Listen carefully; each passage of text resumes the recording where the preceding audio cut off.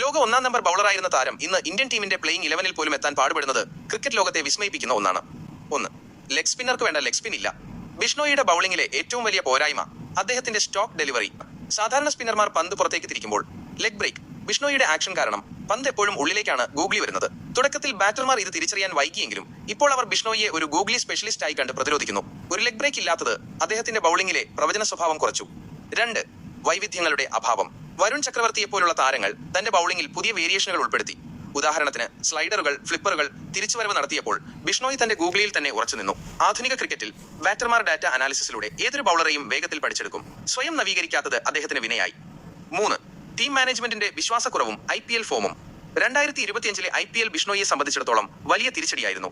Lucknow super ജയൻസിൽ LSG Digvesh റാത്തി എന്ന യുവ spinner ബിഷ്ണോയിയേക്കാൾ മികച്ച പ്രകടനം നടത്തിയതും ഇക്കോണമി റേറ്റ് മോശമായതും അദ്ദേഹത്തിന്റെ ആത്മവിശ്വാസത്തെ ബാധിച്ചു.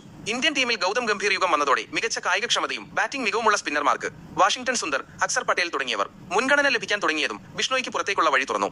ബിഷ്ണോയിയുടെ കഥ ഒരു താക്കീതാണ്. കായിക രംഗത്ത് അടിസ്ഥാന പാഠങ്ങൾ പക്വതയുള്ളതാക്കുക എന്നതും കാലത്തിനനുസരിച്ച് സ്വയം പരിഷ്കരിക്കുക എന്നതും എത്രത്തോളം പ്രധാനമാണെന്ന് ഇത് കാണിച്ചു തരുന്നു. ഒരുപക്ഷെ ആഭ്യന്തര ക്രിക്കറ്റിൽ കളിച്ച് തന്റെ ലെഗ് ബ്രേക്ക് കൂടുതൽ മെച്ചപ്പെടുത്തിയാൽ അദ്ദേഹത്തിന് വീണ്ടും തിരിച്ചുവരാൻ കഴിഞ്ഞേക്കും. രവി ബിഷ്ണോയിയുടെ കാര്യത്തിൽ നമ്മൾ കാണുന്നത് കേവലം ഫോമില്ലായ്മയല്ല, മറിച്ച് ആധുനിക ക്രിക്കറ്റ് ഡാറ്റ അനാലിസിസിലൂടെ ഒരു ബൗളറെ എങ്ങനെ തളച്ചിടുന്നു എന്നതിന്റെ ഉദാഹരണമാണ്.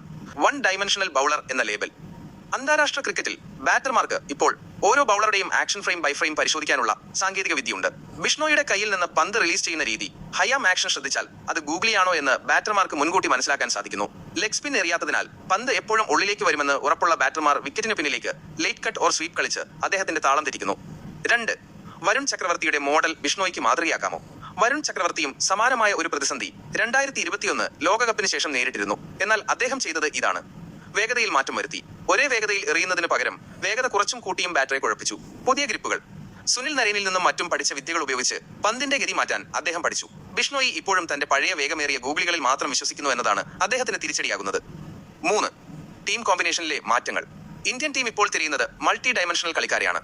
അക്സർ പട്ടേൽ, വാഷിംഗ്ടൺ സുന്ദർ ഇവർ ബൗളിംഗിന് പുറമെ ബാറ്റിംഗിലും വലിയ സംഭാവന നൽകുന്നു. ബിഷ്ണോയി ഒരു ശുദ്ധ ബൗളർ മാത്രമാണ്. ബാറ്റിംഗിൽ കാര്യമായ സംഭാവന നൽകാത്ത ഒരു സ്പിന്നർ ടീമിൽ ഇടം പിടിക്കണമെങ്കിൽ അയാൾ വിക്കറ്റുകൾ വാരിക്കൂട്ടുന്ന മിസ്റ്ററി ബൗളർ ആയിരിക്കണം. ആ മിസ്റ്ററി ഇപ്പോൾ നഷ്ടപ്പെട്ടതാണ് പ്രധാന കാരണം. 4, ആഭ്യന്തര ക്രിക്കറ്റിലെ അസാന്നിധ്യം. പലപ്പോഴും IPL താരങ്ങൾ നേരിടുന്ന പ്രശ്നമാണിത്.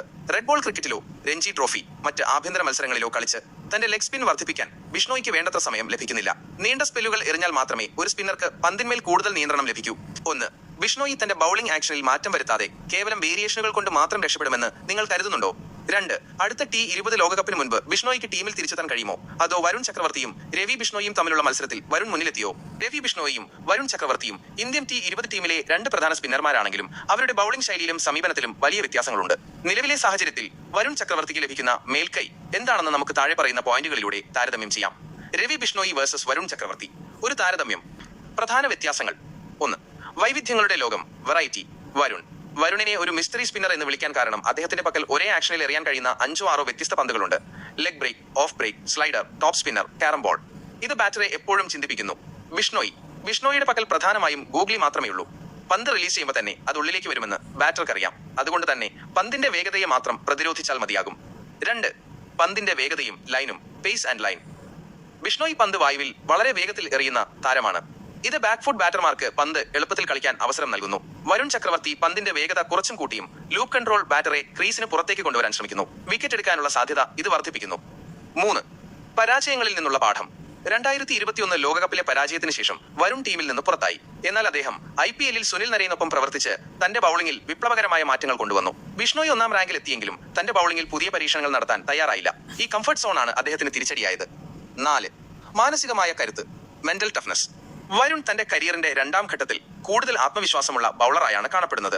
ബിഷ്ണോയിക്ക് IPL-ൽ സ്വന്തം ടീമിൽ പോലും സ്ഥാനം നഷ്ടപ്പെട്ടത് അദ്ദേഹത്തിന്റെ ആത്മവിശ്വാസത്തെ ബാധിച്ചിട്ടുണ്ട്.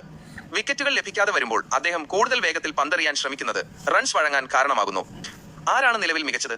നിലവിലെ ഫോമും വൈവിധ്യവും പരിഗണിക്കുമ്പോൾ വരുൺ ചക്രവർത്തി ബിഷ്ണോയിയേക്കാൾ ഒരുപടി മുന്നിലാണ്. വിക്കറ്റ് എടുക്കാനുള്ള കഴിവും ബാറ്ററെ ആശയക്കുഴപ്പത്തിലാക്കാനുള്ള വൈവിധ്യവും വരുണിനെ ഗൗതം ഗംഭീറിന് കീഴിലുള്ള പുതിയ ഇന്ത്യൻ ടീമിലെ പ്രിയപ്പെട്ടവനാക്കുന്നു. ബിഷ്ണോയിക്ക് തിരിച്ചു വരണമെങ്കിൽ തന്റെ ആവനാഴിയിൽ ഒരു യഥാർത്ഥ ലെഗ് ബ്രേക്ക് കൂടി ഉൾപ്പെടുത്തേണ്ടി വരും. ഒന്നാലോചിച്ചു നോക്കൂ. കുറച്ചു കാലം മുൻപ് വരെ T20-ലെ 1-ാം നമ്പർ ബൗളറായിരുന്നു ബിഷ്ണോയി. എന്നിട്ടിപ്പോ എന്താ സംഭവിച്ചത്? ഇന്ത്യൻ ടീമിലുമില്ല, സ്വന്തം IPL ടീമിൽ പോലും ഇടമില്ല. അപ്പോ ഒന്നാമത്തെ കാരണം ഗൂഗ്ലി തന്നെ. ശരിക്കും പറഞ്ഞാല് ബിഷ്ണോയിക്ക് ഗൂഗ്ലി മാത്രമേ എറിയാൻ അറിയുമായിരുന്നുള്ളൂ. ഒരു ലെഗ് സ്പിന്നർക്ക് വേണ്ട ഏറ്റവും ബേസിക് ആയിട്ടുള്ള ലെഗ് സ്പിൻ അദ്ദേഹത്തിന്റെ കയ്യിലില്ലായിരുന്നു. പന്ത് പുറത്തേക്ക് പോവില്ല, ഉള്ളിലേക്ക് മാത്രം വരും. ഇത് കാരണം ബാറ്റർമാർക്ക് അദ്ദേഹത്തെ കളിക്കാൻ വളരെ എളുപ്പമായി. രണ്ടാമത്തെ കാര്യം, ഈ ഗൂഗിളിക്കപ്പുറം വേറൊരു വേരിയേഷനും പുള്ളി ഡെവലപ്പ് ചെയ്തില്ല. ഒരു ടോപ്പ് സ്പിന്നോ ഫ്ലിപ്പറോ അങ്ങനെ ഒന്നും തന്നെയില്ല. അതോടെ ബൗളിംഗ് ഭയങ്കര പ്രെഡിക്റ്റബിളായി മാറി. അവസാനമായിട്ട് കോമ്പറ്റീഷൻ.